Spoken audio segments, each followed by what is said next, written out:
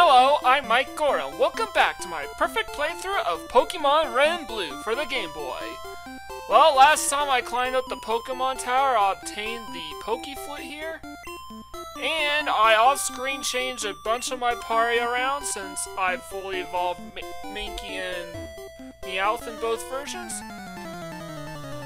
So now it's time to take on the trainers at Route 10 and begin the grind.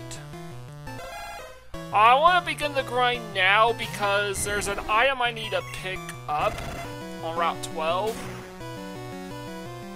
For the sake of completionist sake, I need to pick up this item. And then I prefer, because I could just technically just head straight down to Fuchsia City, take on the gym and whatnot. But I want to make sure I don't forget this. And plus, Ivysaur's close to evolving. Caterpie and the Caterpie and Weedle lines will be very easy to fully evolve as well.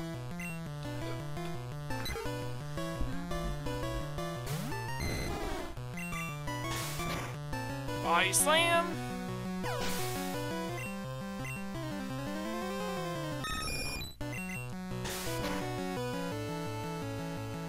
And I actually had to manipulate the junior trainer here, so neither Pidgey or Pidgeot will use Quick Attack.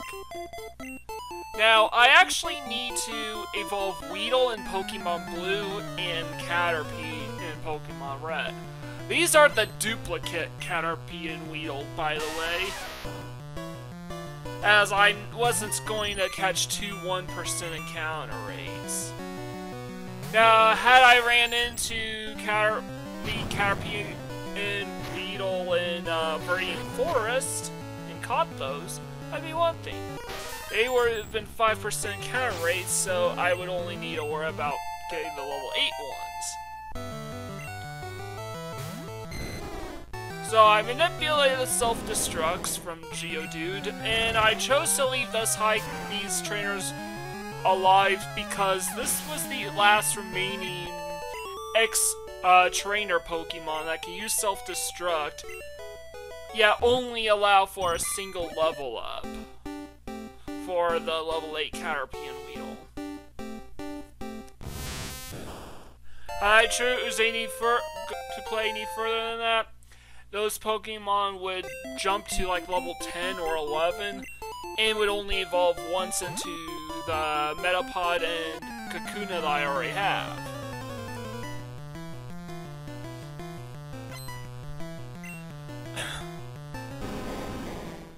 So I'm just gonna wrap up the Route 10 trainers here.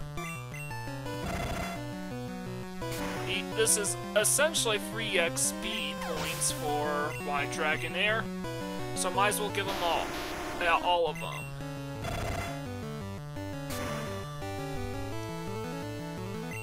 Now, Red and Blue are going to remain largely neck and neck throughout this whole episode. Even though Blue was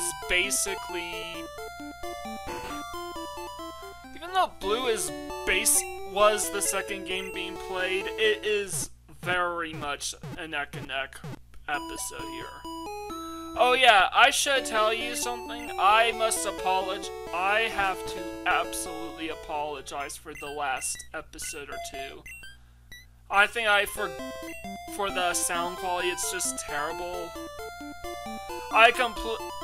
It's all entirely on me. I completely forgot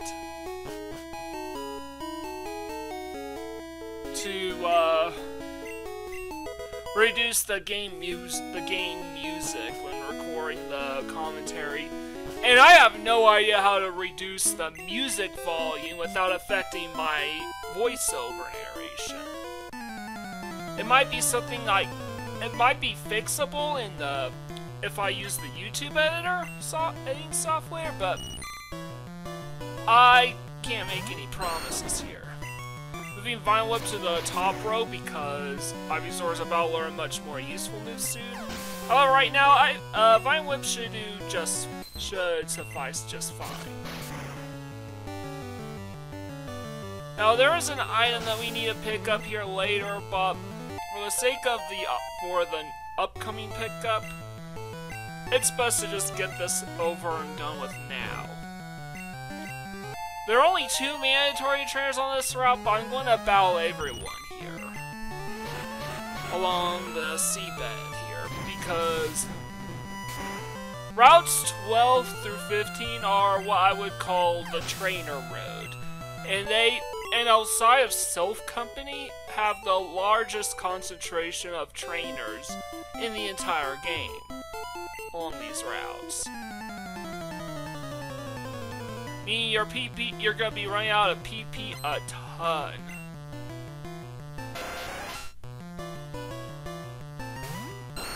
So I'm using Tackle in red and blue because Razor Leaf, because there's no way to one-shot these tentacles at this point, not even with the Razor Leaf. A critical hit Razor Leaf.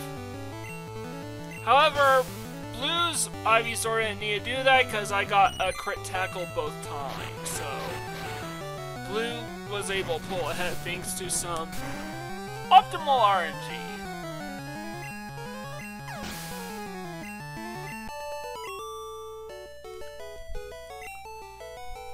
Among other things. I basically figured out that if you're basically pressing and holding down Turbo A while holding the B button down, you can speed through dialogue boxes super quickly and even clear boxes that would expect you to release the action buttons. I digress.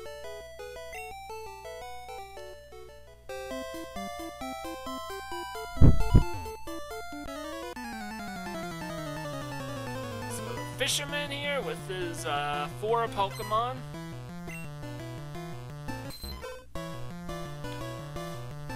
I say these trainers up till now because I did not want to waste my time coming back here, which is ironic as I will still have to come back here later on to pick up the last remaining item that is just all alone on an island that we can't reach, at least not yet.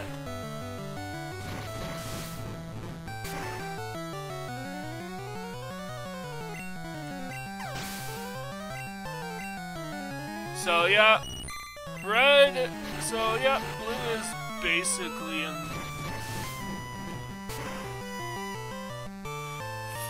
fully ahead of red. And it's really noticeable too. But don't worry, there will be times where I will be able to slow down a bit.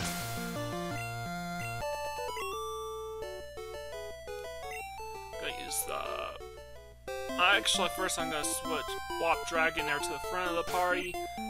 I pretty much don't need Ivysaur. In the front anymore. So Red and John are playing the Poké Flute.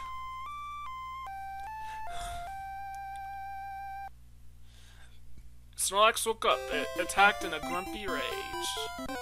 Now, there are 2 Snorlaxes in the game, and we only need to faint one of them. Because I want to preserve my horn drills, I'm going for the other area, I'm going to faint this one.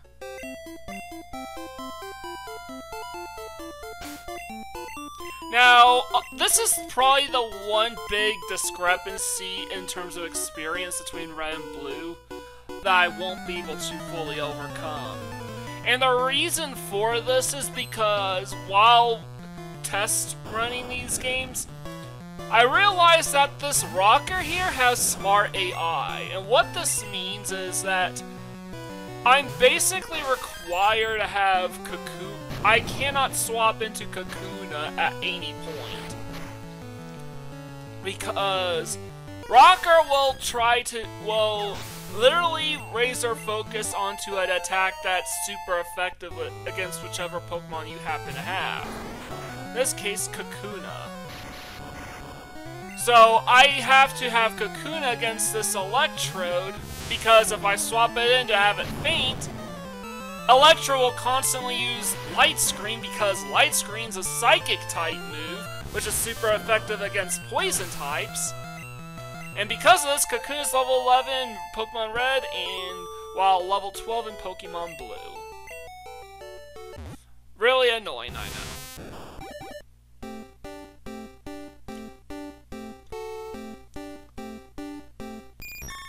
So, this is the only XP discrepancy between Pokemon's Red and Blue, as the two Pokemon are essentially identical.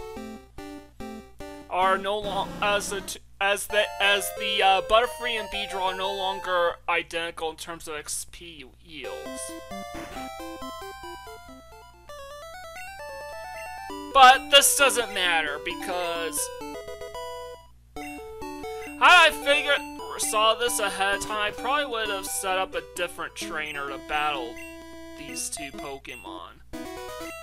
Since the Rocker is one of the few generic NPCs to have Smart A.I. And at that point I decided to save this Fisherman for last, when I'm ready to wrap everything up here.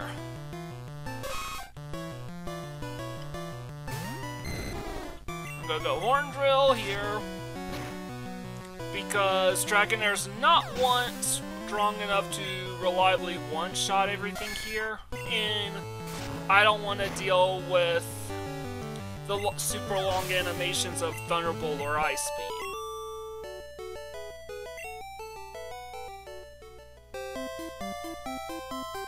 Go battle this trainer, and it's pretty much neck and neck now, with Blue just slightly ahead of Red.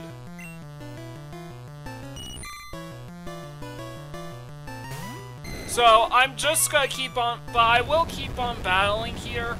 I will use Thunderbolts on these Pokemon because they're decently high level,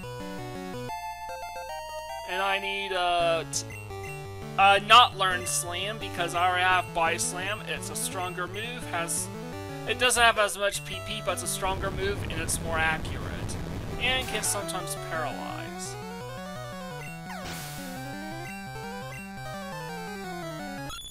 Dragonair, use Thunderbolt.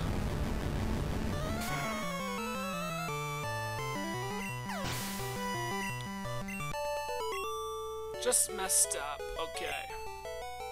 So we're technically at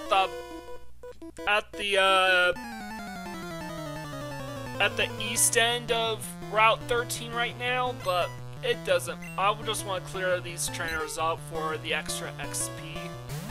And we'll hopefully save some time when I come back to these routes to clear out all the trainers. That isn't going to happen until probably the end of the game, when I have already caught all my captures.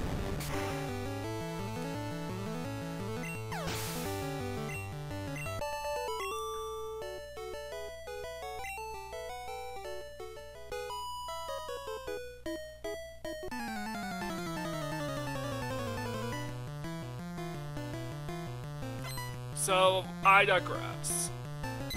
And yes, I had to stay at the Pokemon Center for a bit, so I didn't have to RNG manip one of my stronger Pokemon fainting.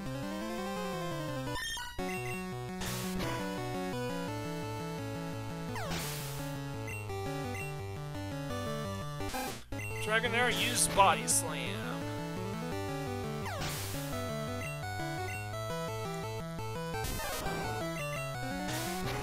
And I had to manipulate all of these encounters to make sure none of them use Quick Attack, and none of my Body Slams led to a critical hit.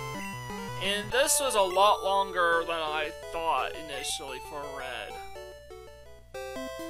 I also manipulated the encounter so I did not get hit with Quick Attack, or I did not land a critical hit Body Slam as well, but there are fewer Pokemon, so it was way easier. The reason why I used Body Slam here was because these Pokemon are really frail.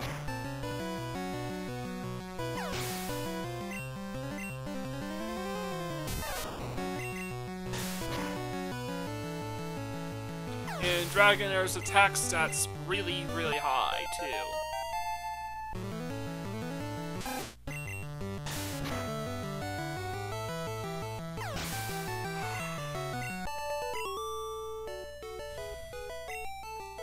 Now, I actually thought first that maybe there might be a hidden item around these parts that the two beauties here are guarding.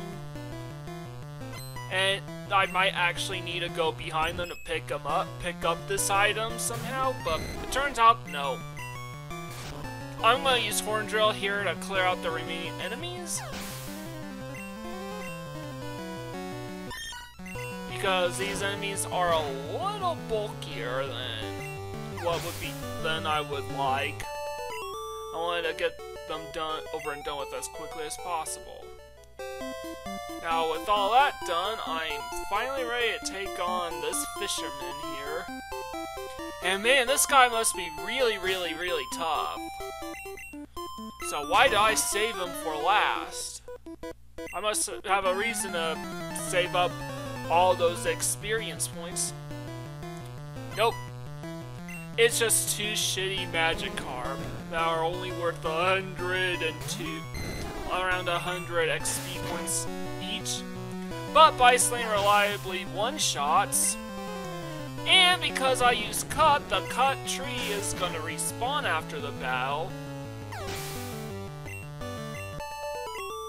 So I don't have to recut it again. I can just fly out of here to sell it on City. So I literally saved these two Magikarps for last, simply for the sake of convenience.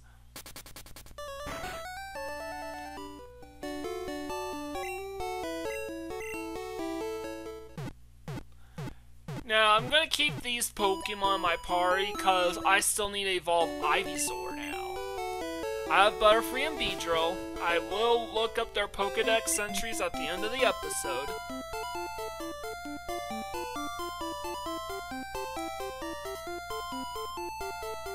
I'm gonna go Pokeflute.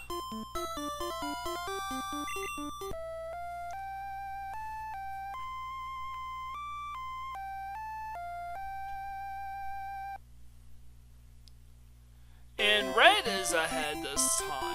Wait, that's interesting.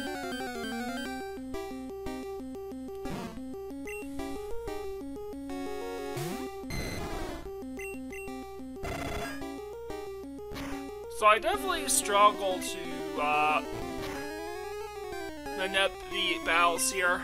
Red gets hit by the headbutt twice and fails to freeze. Whereas Snorlax has to hit Dratini and Blue has to hit Snorlax 3 times with Ice Beam, and was able to get a freeze without taking damage.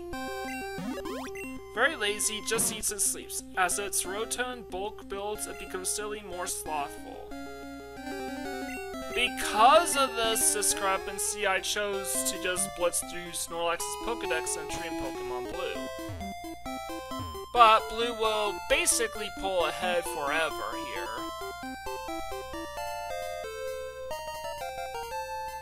Because I should have just turned my ass up to the right to leave the grass patch. Now, Ivysaur is going to take the front row seat and manip the self-destructs from this biker here to take out my two bug Pokemon, Butterfree and Beedrill. Now, unlike the rocker on Route 12, these bikers have dumb AI and will just randomly use whatever move it happens to have, even if it does nothing at all. So I was still able to manip the self-destruct on the Beedrill, whereas I would not have been able to do so with the rocker. The rocker would just constantly spam self-destruct forever and ever. Because it determines, okay, Light Screen's a Psychic type move. Psychic type attacks are super effective against Poison types, so we're gonna use that, even though Light Screen doesn't do any damage, and Voltorb and Electrode don't know any other moves that are super effective against bugs. or poison types.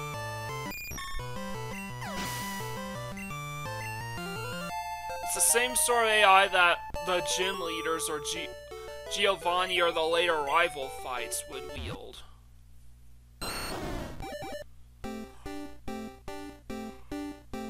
Anyways, Ivysaur evolved into Venusaur in both games, which means Venusaur is done 100%.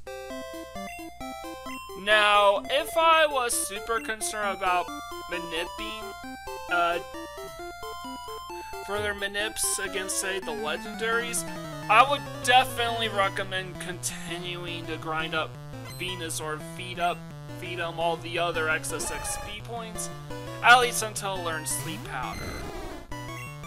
Sleep Powder can absolutely save you a ton of pain and suffering when capturing the legendary Pokemon.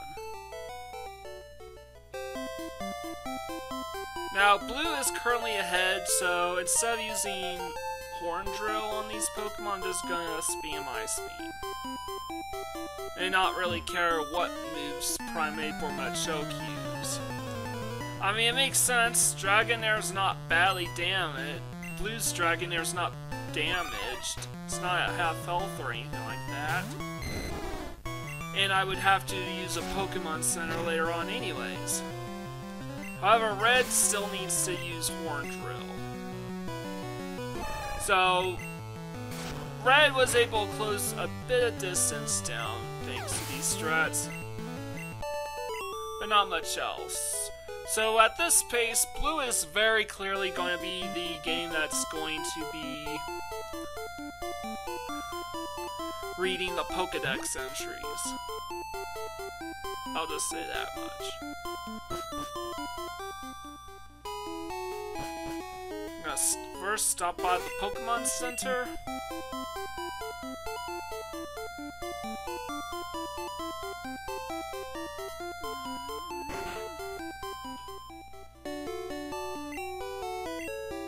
And I gotta stop by the PC to drop off whatever items I don't need anymore.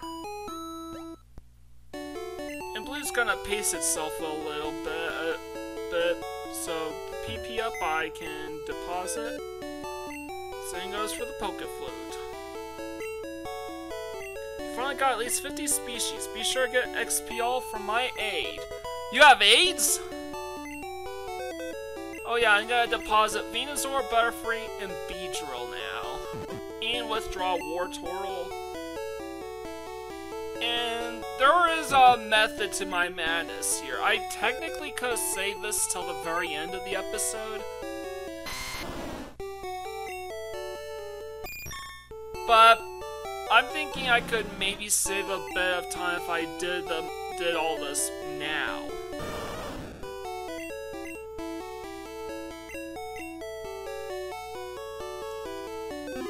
So I'm gonna try manipulating the jugglers here. First juggler, I'm going to manip a Switch, Fuchsia Gym, Koga, Poisonous Ninja Master.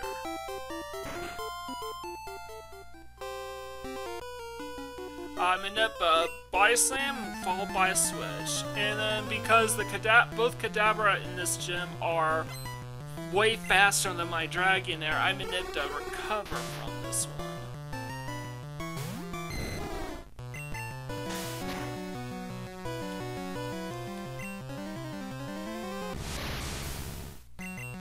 And I was able to easily 3-shot this guy's entire team.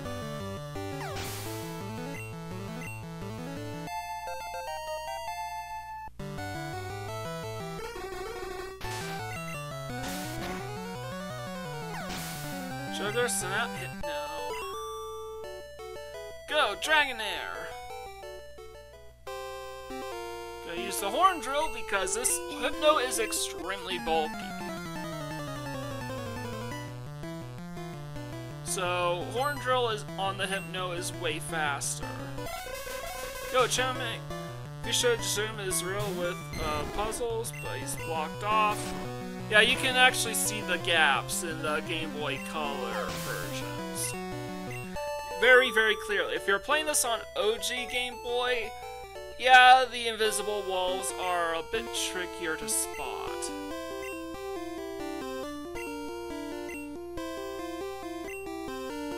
So, yeah.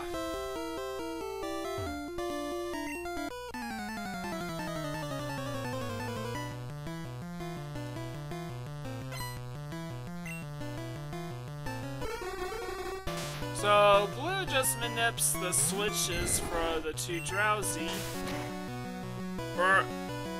Whereas red here is going to manip a critical hit here.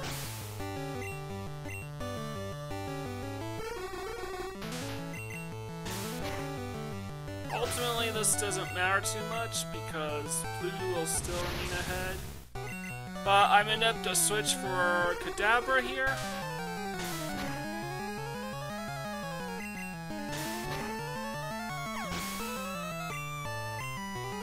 And now Dragonair has to take on this Spy Slam. Oh, it's a speed tie. Cool.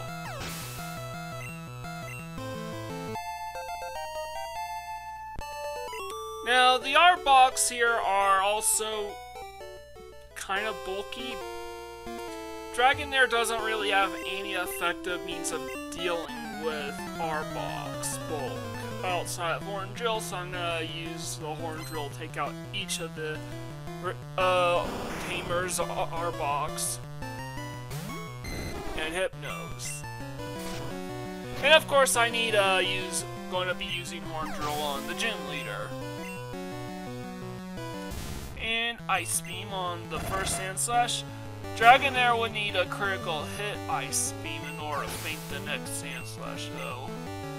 That one level truly did make all the difference.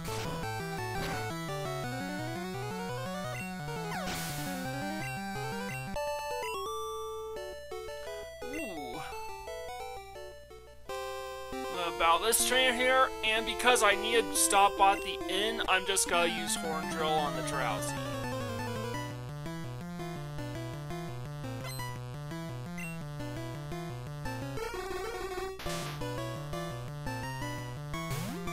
As well as the Hypno.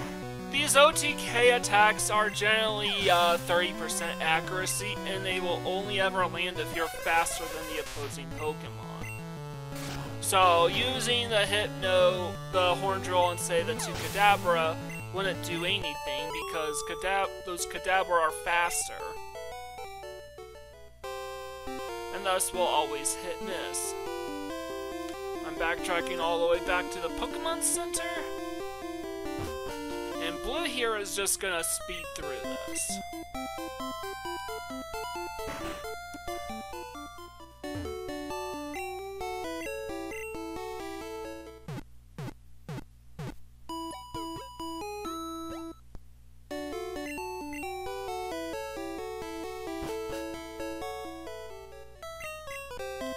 So, we are heading off.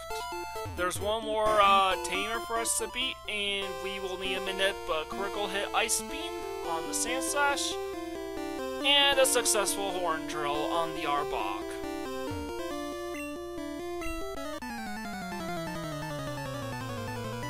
There's the Ice Beam.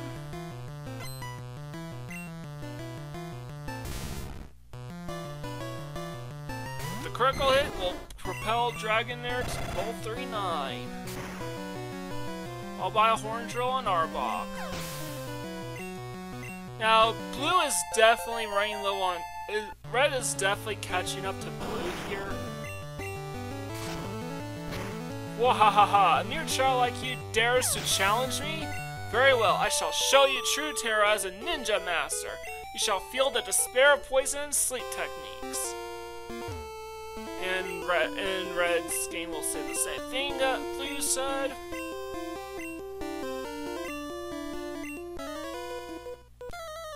And honestly, the blue will finish ahead of red, but blue will have just enough time to read all the Pokédex entries before I sign out.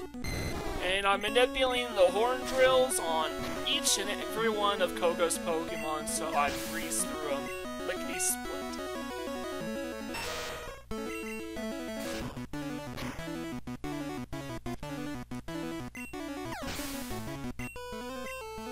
So, the Wheezing here.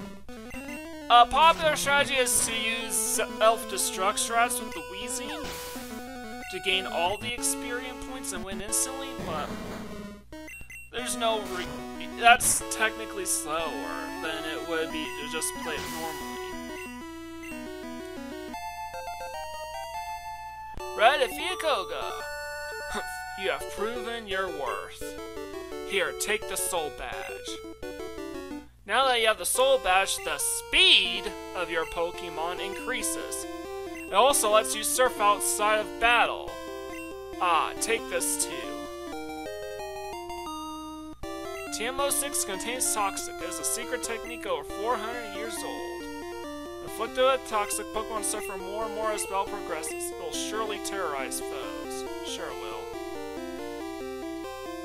Now, I'm gonna save my game in blue version right now.